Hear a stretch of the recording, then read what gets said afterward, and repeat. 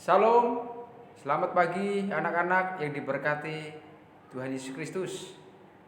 Kita senang bisa berjumpa kembali di dalam materi pelajaran agama Kristen kelas 3. Nah, kali ini Bapak akan mengajak anak-anak untuk belajar atau membahas materi bab 7, di mana judul atau tema yang akan kita pelajari adalah manusia membutuhkan flora dan fauna. Nah, sambil mendengarkan penjelasan Bapak, anak-anak bisa menyiapkan buku dan alat tulisnya, ya, buku paketnya, ya, anak-anak bisa mempersiapkannya, dan yang lebih penting lagi, siapkan hati, pikiran anak-anak semuanya sehingga anak-anak bisa mengerti dan memahami apa yang menjadi penjelasan Mister hari ini. Nah, anak-anak yang dikasih Tuhan, sebelum kita mulai pembelajaran kita akan berdoa terlebih dahulu. Mari kita berdoa. Bapa kami di sorga, terpujilah namamu. Tuhan kami Yesus Kristus yang baik, kami bersyukur jika pada hari ini Tuhan masih memberikan kami kesehatan dan kesempatan untuk kami kembali belajar agama Kristen. Kiranya Tuhan berikan kami hati dan pikiran yang sungguh-sungguh, sehingga apa yang kami dengar dari guru kami bisa mengerti dan memahaminya dan bisa melakukannya dalam kehidupan kami. Terima kasih Tuhan, memberkati pelajaran kami dari awal, pertengahan hingga akhirnya. Tuhan memberkati. Dalam nama Yesus, haleluya, amin. Ya, puji Tuhan, anak-anak yang diberkati Tuhan. Hari ini kita akan membahas tentang manusia sesungguhnya membutuhkan flora dan fauna. Nah, kita akan melihat indikator materi kita ada 3. Yang pertama, siswa dapat mendata bahan makanan yang berasal dari flora dan fauna. Yang kedua, siswa dapat mengamati keanekaragaman tumbuh-tumbuhan dan hewan yang ada di sekitarnya.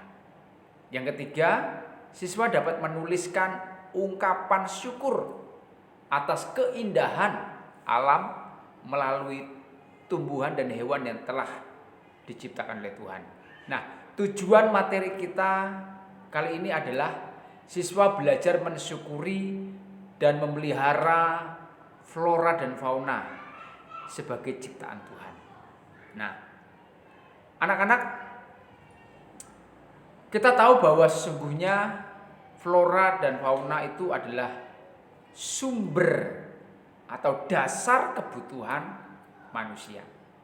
Hampir semua kebutuhan manusia sehari-hari adalah bersumber pada flora dan fauna. Coba anak-anak bisa perhatikan dan lihat ya, dalam kehidupan kita sehari-hari yang ada di sekitar kita, yang kita makan, yang kita minum, ya, bahkan yang kita pakai, ya.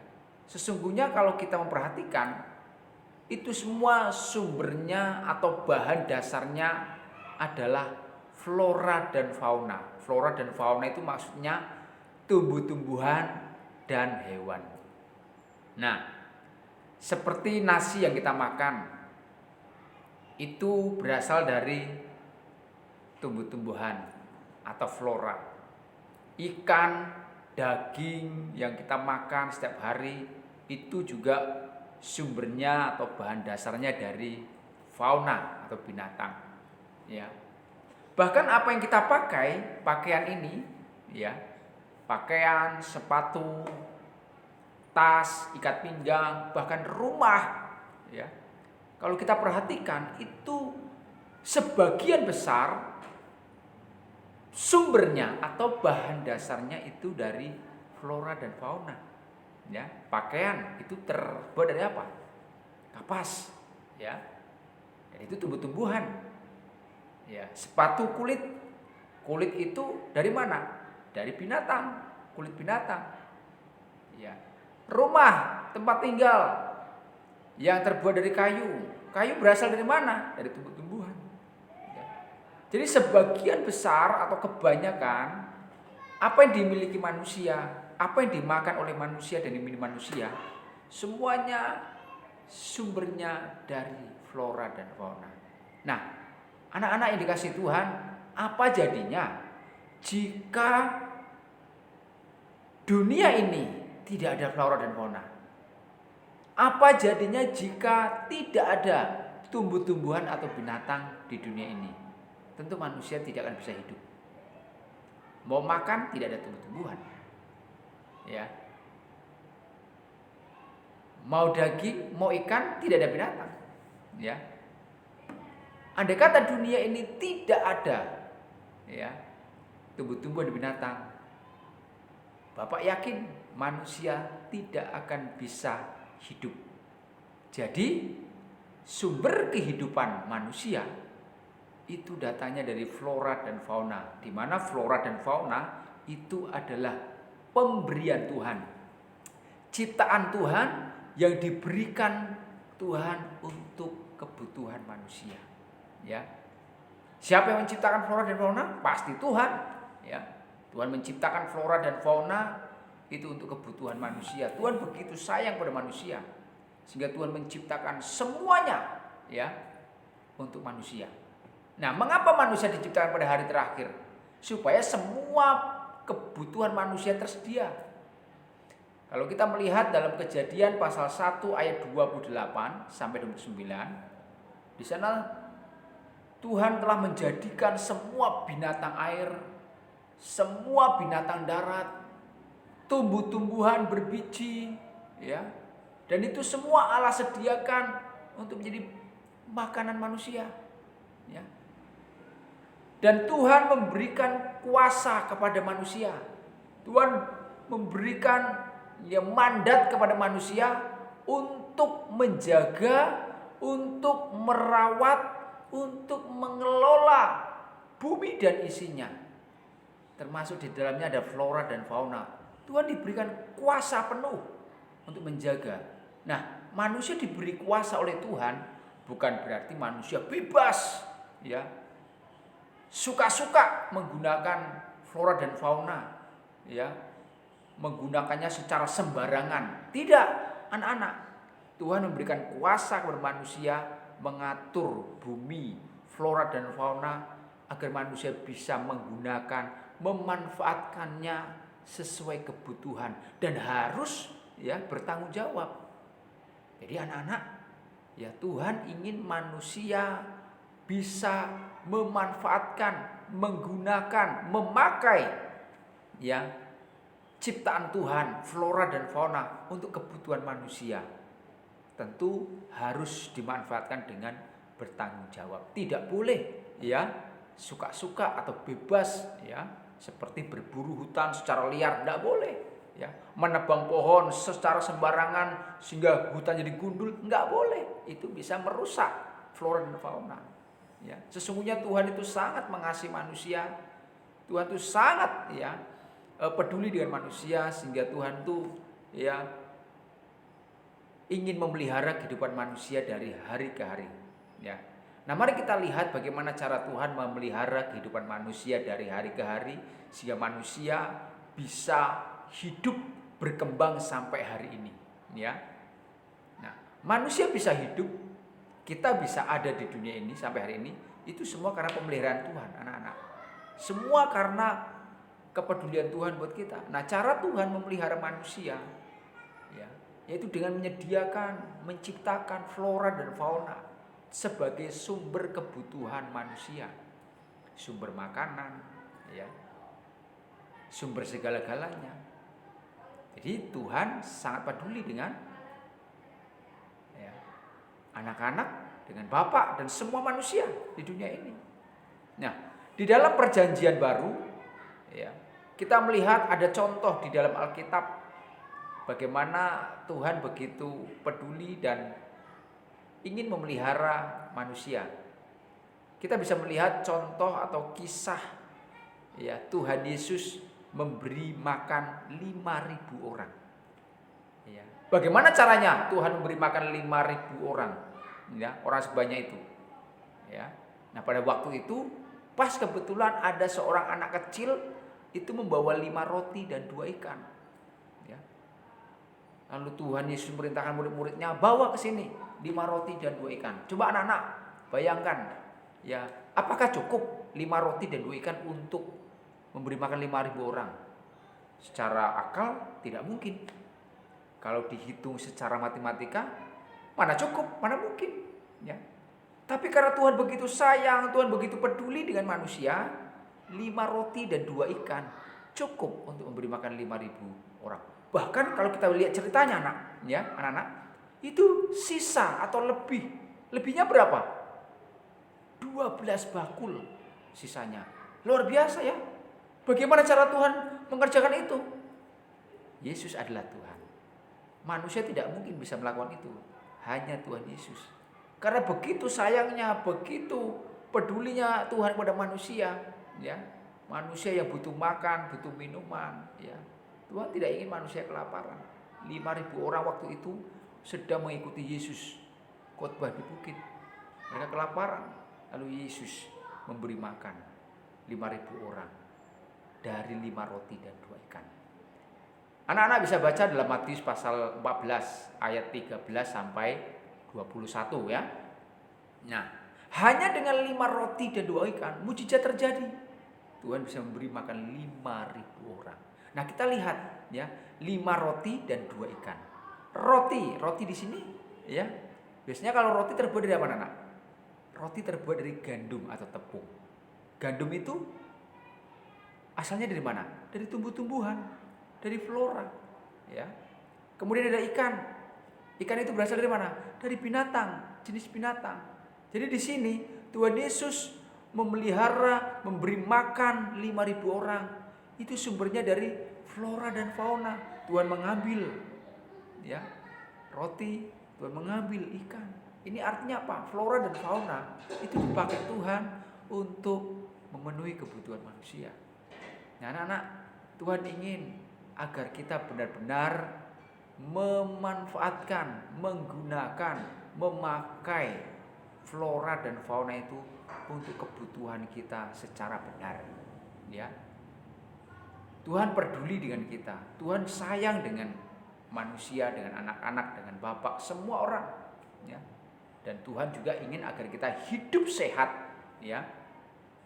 Yaitu dengan mengkonsumsi 4 sehat 5 sempurna. Ya, 4 sehat dan 5 sempurna. Sumbernya dari mana? Asalnya dari flora dan fauna. Ternyata flora dan fauna yang Tuhan sediakan itu adalah sumber makanan manusia yang menyehatkan. Ya, sehingga ada istilah 4 sehat 5 sempurna. Ya, manusia akan sehat tubuhnya jika makan makanan yang mengandung 4 sehat 5 sempurna, yang sumbernya itu semua dari flora dan fauna, anak-anak. Siapa di sini yang kalau makan tiap hari mengandung 4 sehat 5 sempurna? Nah, Tuhan harapkan agar kita bisa makan makanan yang sehat, yaitu yang mengandung 4 sehat 5 sempurna. Ya. Mengandung apa saja makanan 4 sehat 5 sempurna? Mengandung karbohidrat, mengandung protein, ya, dan mengandung vitamin. Jadi kalau tubuh kita makan makanan yang karbohidratnya cukup, proteinnya cukup, vitaminnya cukup, tubuh kita sehat. Nah, mari kita lihat menu atau makanan 4 sehat 5 sempurna itu apa saja. Ya, yang pertama itu terdiri dari makanan pokok. Ya, makanan pokok di sini bisa nasi, bisa jagung, bisa gandum, bisa ubi, bisa kentang. Nah, itu makanan pokok, ya. Makanan pokok kalau di Indonesia makanan pokoknya adalah nasi. Ada juga yang gandum atau sagu, ya. Nah, yang kedua lauk pauk. Ya, anak-anak kalau makan biasanya ya selain ada nasi ada apa? Ada lauk pauk. Lauk pauk ini bisa tempe, ya, bisa tahu, bisa telur, bisa daging, ikan. Nah, itu sumbernya dari mana? Flora dan fauna. Ya. Yang ketiga, ada sayuran. Nah, sayur-sayuran ini macamnya banyak. banyak macamnya ya, ada sayur kangkung, sayur bayam, sayur sawi, kol, tomat, wortel. Nah, kalau kita makan sayur pasti sehat ya. Ya, karena tubuh kita membutuhkan sayur-sayuran. Ya. Yang keempat, buah-buahan. Nah, selain kita makan nasi, lauk pauk, sayur, kita perlu makan buah. Nah, buah bisa kita konsumsi setelah makan nasi atau sebelum, bisa juga. Ya. Buah ini banyak ya, buah pepaya, buah jeruk, buah jambu, ya kan, mangga, dan banyak sekali. Nah, perlu tubuh kita memerlukan buah-buahan. Itu mengandung vitamin, ya, yang bisa menyehatkan tubuh kita. Nah, yang terakhir, yang kelima, ya, adalah susu. Tubuh kita memerlukan asupan susu, karena susu mengandung vitamin buat kita. Nah, anak-anak, nah semua makanan ya yang di dalamnya mengandung 4 sehat 5 sempurna, itu semua sumbernya dari flora dan fauna. Jadi betapa ya pentingnya flora dan fauna bagi kehidupan manusia, anak. Ya. Jadi kalau Bapak simpulkan ya, sesungguhnya manusia hidup tidak lepas dari flora dan fauna. Ya. Karena dari flora dan fauna lah sumber makanan, sumber kehidupan kita ada.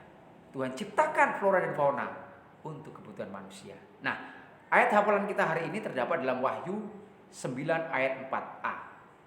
Firman Tuhan berkata, dan kepada mereka dipesankan supaya mereka jangan merusak rumput-rumput di bumi atau tumbuh-tumbuhan ataupun pohon-pohonan. Nah, di sini Tuhan berpesan kepada anak-anak, kepada kita semua, agar kita benar-benar menjaga, merawat, melindungi flora dan fauna, ya. Jangan dirusak, ya. Jangan diabaikan. Ketika flora dan fauna rusak, ya, menjadi punah, maka yang rugi siapa? Kita, manusia itu sendiri. Manusia tidak akan pernah bisa hidup tanpa flora dan fauna. Dan flora dan fauna bisa hidup itu karena ada manusia yang menjaga dan merawat. Nah, anak-anak, demikianlah materi kita hari ini. Oleh karena itu, mari kita belajar menjadi anak-anak yang bisa menjaga, merawat ciptaan Tuhan, khususnya flora dan fauna. Baik, mari kita berdoa. Bapa di surga, terima kasih buat pelajaran kami hari ini.